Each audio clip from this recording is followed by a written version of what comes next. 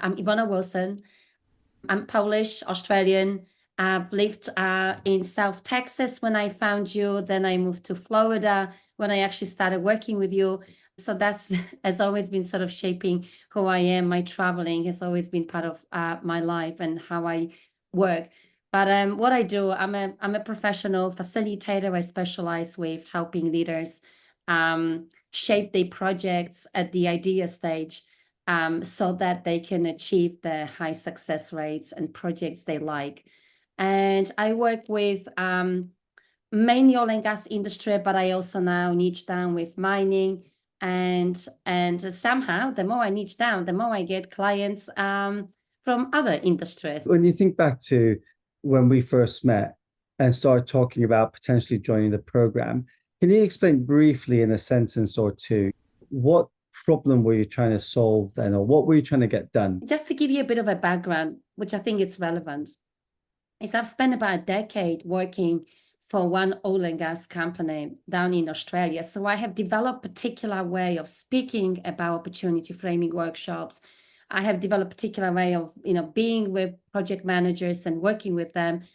But now, as I moved to the States and I've been moving with my family between different states and I'm engaging with different industry, when you and I met, I realized that I'm trying to apply the same speaking to people from a different culture with different expectations, with little different problems. And that was one of my biggest struggle, really finding the right language, approach, and being able to relate to project managers who I had the main offer for. So what I ended up doing, I was trying to please everyone by all means. I was trying to solve any problem with everyone, and I was trying to convince everyone that like you've got to have opportunity framing workshop. But as you know, many frameworks or many workshops, they have a lot of knowledge behind that. So I really struggle to really sell. I really struggle to sell. And so no matter how much I work on my mindset, not having organized knowledge was really something that was holding me back from really making a difference to clients that I want to work with.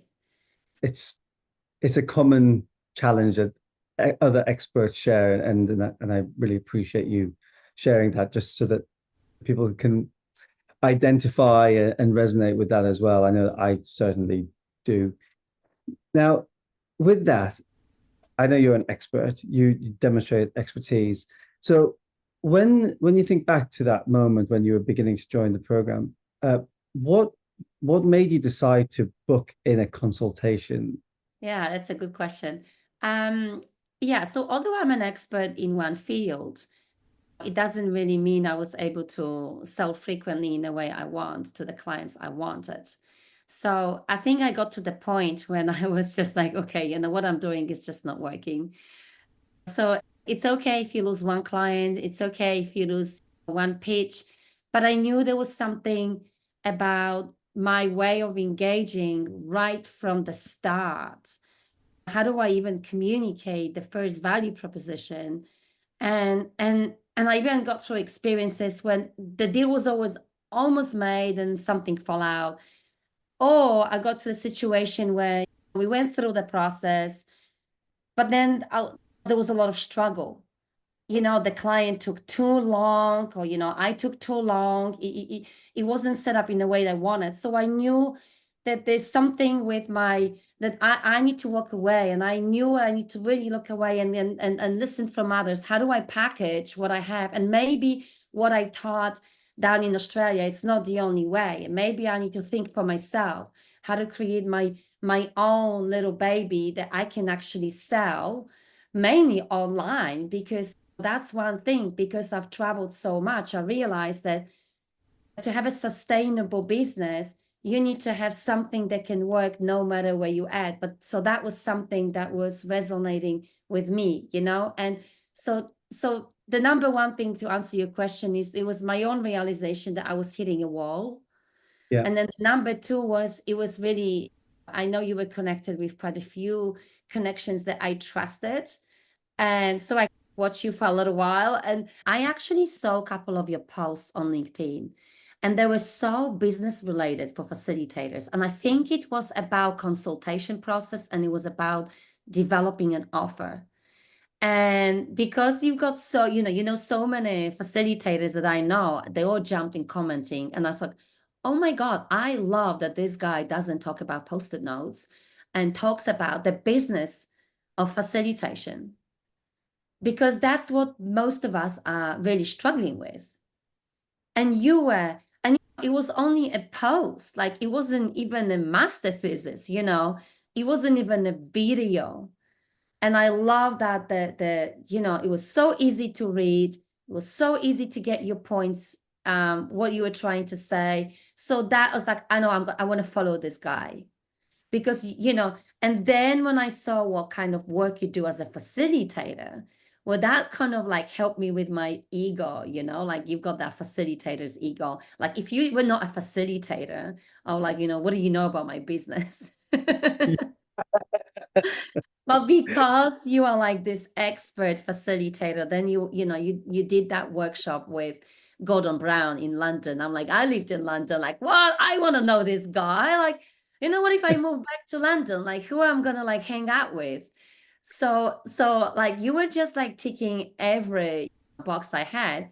And it was just like the way you engage with me, Oh, and then and I thought, okay, well, you said you're gonna have a value, whether you join or not. Like, why don't you just hop on 45 minutes with me? And I thought like, okay. And yeah. so to be honest, you kind of enrolled me just because how you show up with me on the call. And I walked away and I really knew, I almost like, I got it on my page, like, well, these are the mistakes I'm making and this is why.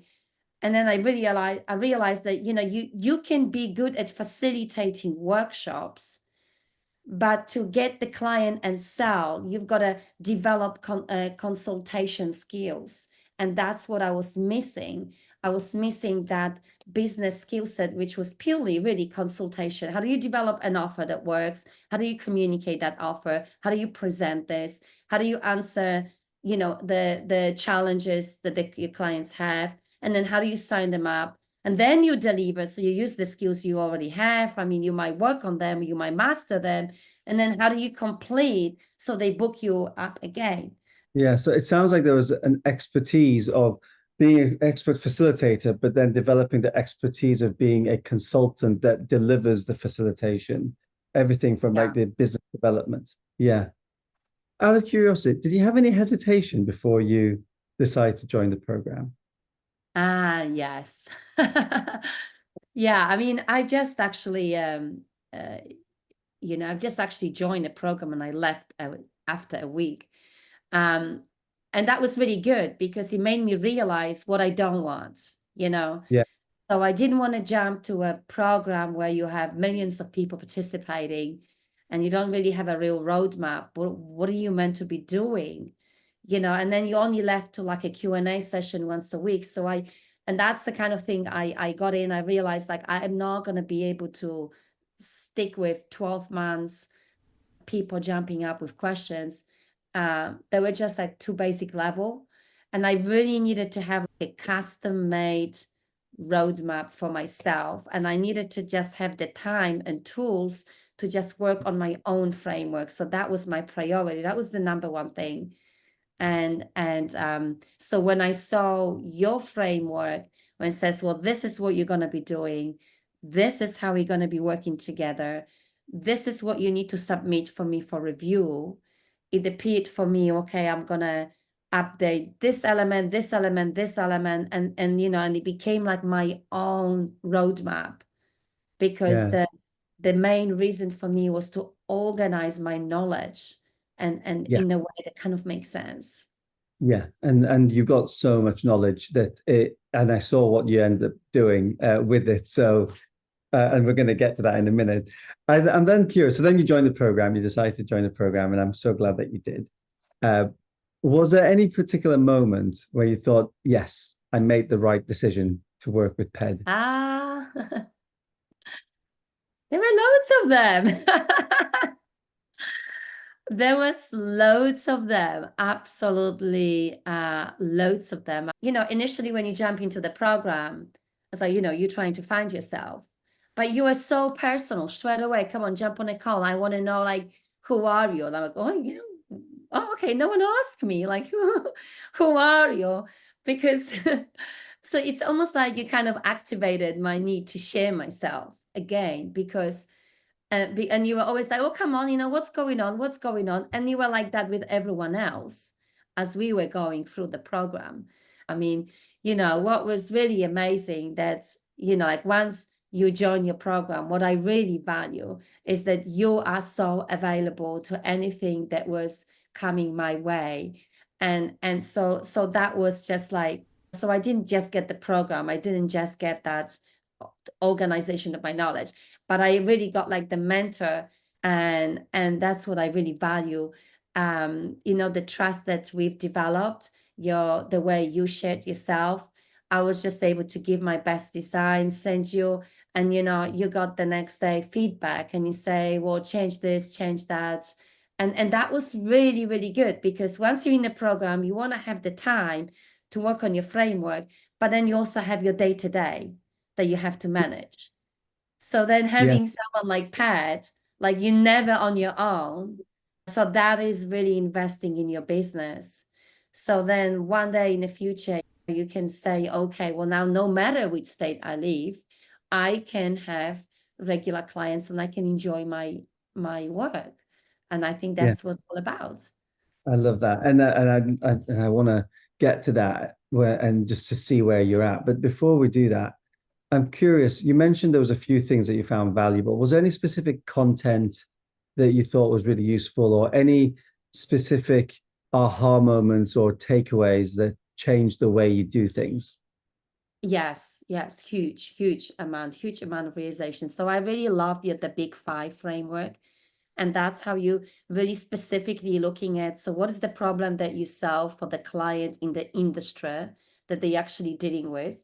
They might have 20 different problems, but what's the one they're dealing with right now that they're ready to pay you and they're willing to invest, right? And then define that big five as who you who the problem you want to solve, and then what's the challenge they need to overcome, what's the benefit they're going to get at the end. And then another thing which is really important, especially if you're an in-house facilitator, like if you're an in-house facilitator, like it would take you a few months to establish credibility, but like once you establish the credibility and trust, like you got it. Like you don't need to enroll anyone to what you're doing, because the understanding is already across the business.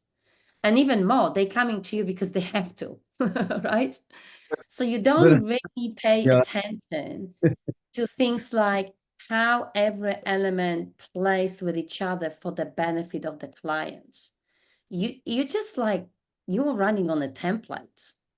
And so when I went on to create my own business, I realized that clients ask questions.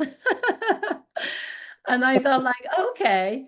And then I realized I need to get better answer, and I only have my first meeting to really get them excited about working with me and doing this workshop. I need to inform them about what it's going to take. And I need to somehow give them a high level roadmap. So they're going to say, why are we going to do this? Why are we going to do this? Why are we going to do this? So really your framework is got so much detailed and was so perfectly designed that every activity is linked with client need or want or a challenge they already have. So when it gets into that enrollment, like that was real difficult for me. That really took me like probably 1 week sitting down every day, like, and working it out, how they're going to work. And then how am I going to teach? Because there's an element of teaching, there's an element of workshopping, there's element of can we do it before the workshop? And now there is element, how can I bring this to my clients remotely? And then what if they speak in another language? What are the essential elements? What are the things that we actually can do afterwards? yeah, So that was a game changer. And you can do it with anything. Like, most facilitators do strategic planning.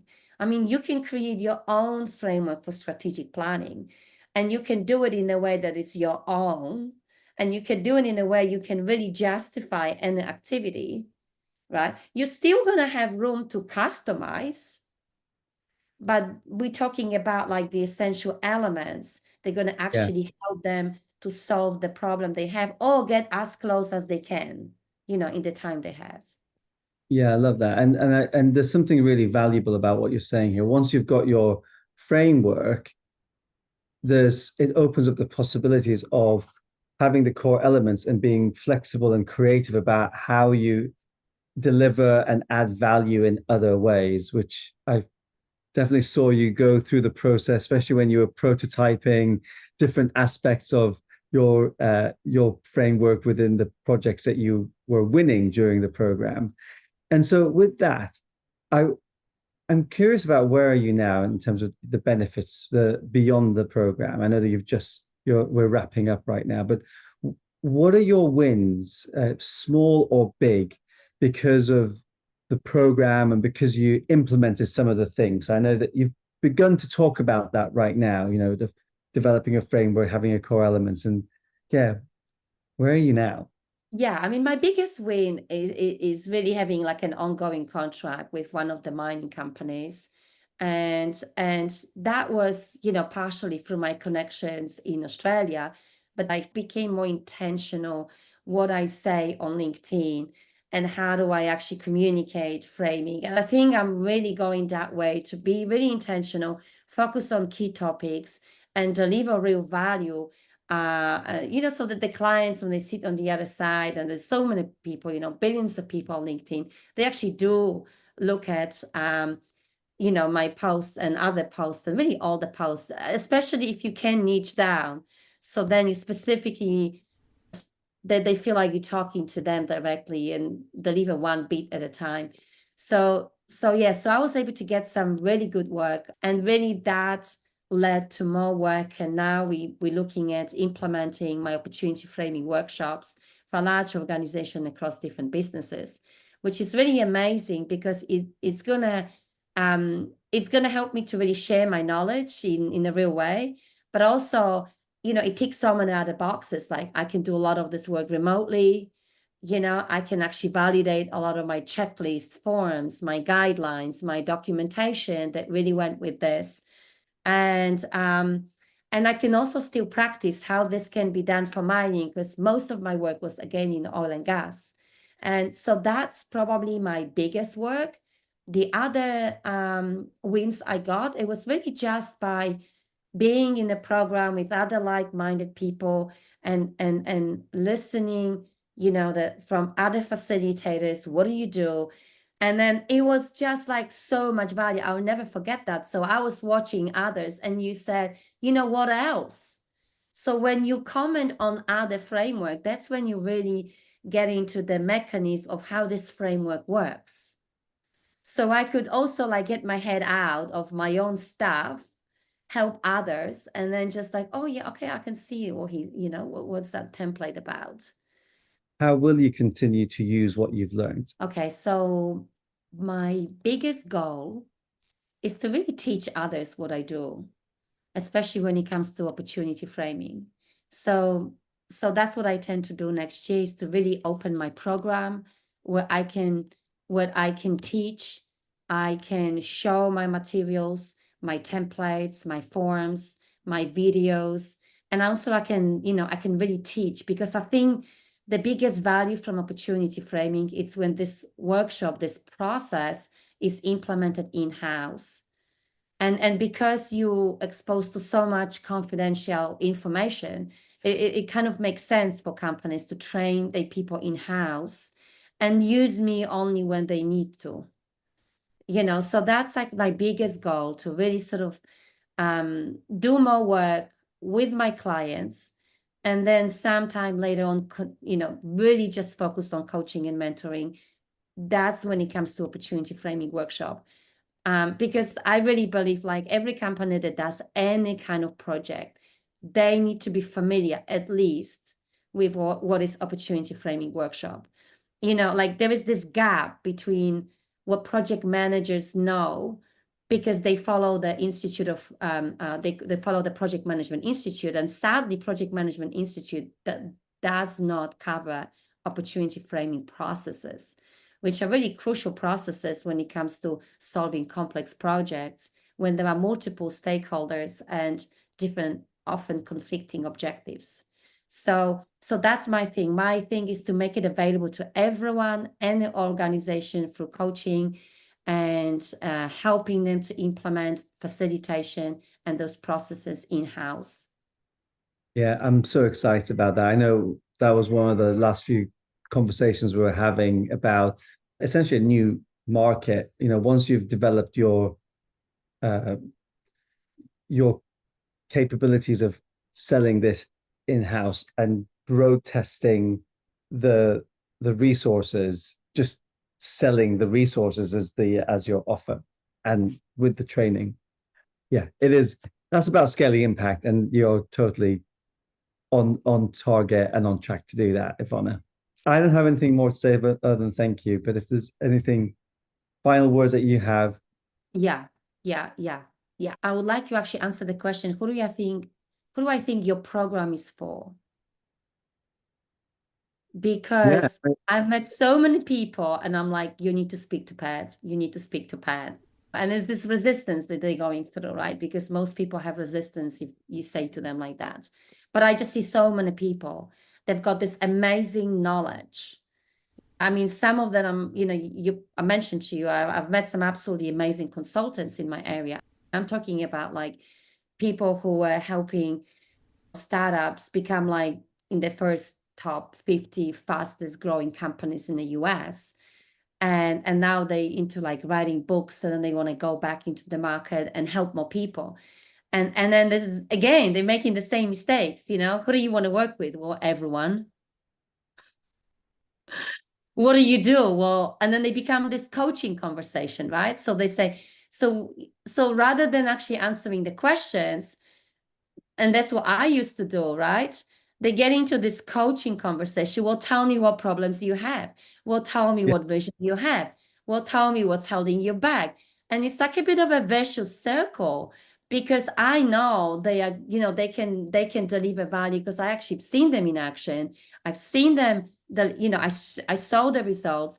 But whenever I run the introduction for them, they get going through this coaching conversation and then goes nowhere.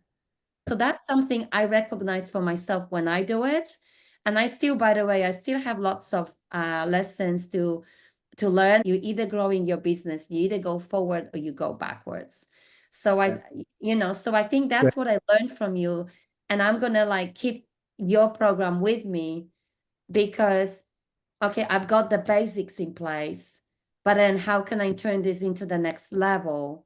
There is so much richness in your course. So that's sort of what I think that, so your program is absolutely perfect for facilitators because they can develop that consultation skills, which I haven't found absolutely anywhere. Like I've worked with facilitators, I attended different training courses, like no one is teaching you like that entrepreneurial skill set in the way that you teach. They might teach in their own way, but the way you teach, like no one that I know. And then another thing is actually consultants, because they can be quite generic with what they do as well. And then they can end up saying, and I do strategic planning. And then all facilitators say, oh no, we do strategic planning. And it gets like, I can see it's confusing. If you're this leader, you want some help, like who do I go to? And and so you don't just say, well, you pick the niche and then go and sell it, but it's like create the framework for the niche. And the level of details, again, it's absolutely unheard of. But you go through that pain and then you begin to see that fluency in speaking shows up, because you really work out those details. And then when you have the call, you know exactly, how this needs to go. And on that, then, what advice would you give to any facilitators or consultants who are considering joining the program, but they were on the fence about booking in a strategy call, booking in a consultation? Oh, just do it. Just honestly, just basically The number one thing people need to be present, and I think they avoid doing this, is look at the results you get. So your business results going to be reflection of what you get, how many clients you have, what's the quality of clients that you have, what work you end up doing, where do you get the work from? You might be, oh, there's a lot of work I used to do initially, which was like half a day, and it wasn't a high value work. They could do it without me. And then so it takes my time as well. It wasn't the best use of my time and theirs, but I was grabbing onto this because that's how you start, and that's okay. But then as you develop yourself, as you see it on those, in those LinkedIn sessions, and you go to this networking, I think you're better off pause this local networking, this random conversation, especially if you're a facilitator. Like, they just don't know what you do. But you It's better develop your framework, and that you can actually drive conversation. Otherwise, you're just not going to grow. I really think like every facilitator needs to go through your program, and I really mean it. Thank you, Ivana. On that note, I might just leave it there and say thank you